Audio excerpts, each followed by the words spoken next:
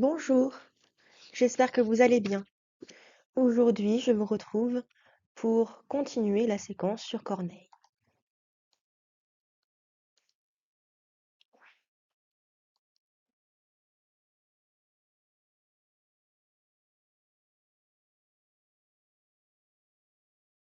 Sa carrière dramatique. La longue carrière dramatique de Corneille, de 1629 à 1674, ne présente pas l'unité de celle de Racine. Pour quelle raison? Petit 1.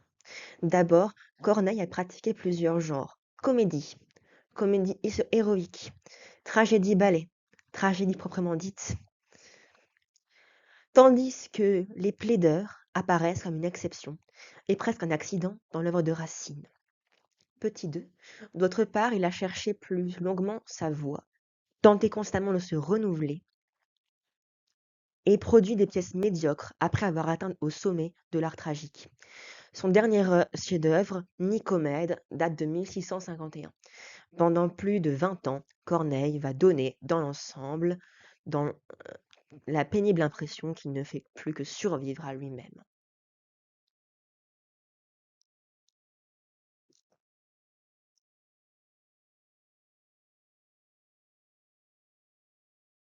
Donc nous évoquerons dans les premiers jours sa carrière dans le romanesque, puis ensuite nous irons dans le vif du sujet en parlant du Cid.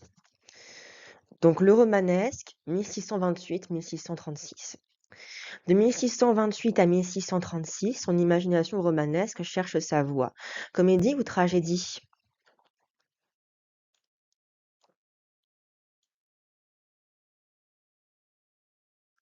Charme des imbroglios, de l'amour, de la magie, du théâtre. Petit A, les premières comédies.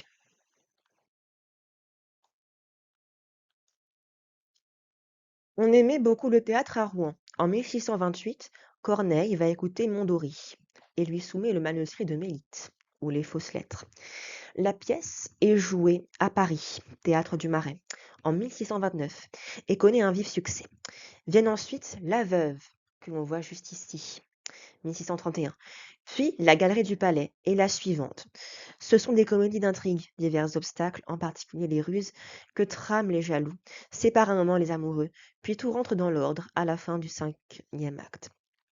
L'intrigue est compliquée et artificielle, mais Corneille innove en faisant rire, sans personnages ridicules tels que les valets bouffons, les parasites, les capitans, les docteurs, par l'humeur enjouée, de jeunes gens de la bonne société, et dans un style qui est une peinture de la conversation des honnêtes gens. Examen de Mélite. La galerie du Palais, puis la place Royale, 1634, apporte une autre nouveauté. Le cadre n'est plus vague et imaginaire, l'action se déroule dans un décor réel, familier. Au contemporain, la galerie du Palais de Justice avec ses boutiques de merciers et de libraires confère Boileau, page 337, puis la place Royale, aujourd'hui place des Vosges, promenade à la mode sous Louis XIII. Cette dernière comédie annonce aussi, sous la forme caricaturale d'un avocat précieux, le futur conflit cornélien que nous allons voir plus tard. Le héros Alidor, amoureux extravagant, souffre d'aimer, car l'amour aliène sa liberté. Il fait si bien qu'il cause le malheur d'Angélique, son amante, qui entrera au couvent, et le sien propre, car il s'aperçoit que sa folie lorsqu'il est trop tard. Car il s'aperçoit de sa folie lorsqu'il est trop tard. Car il s'aperçoit de sa folie lorsqu'il est trop tard.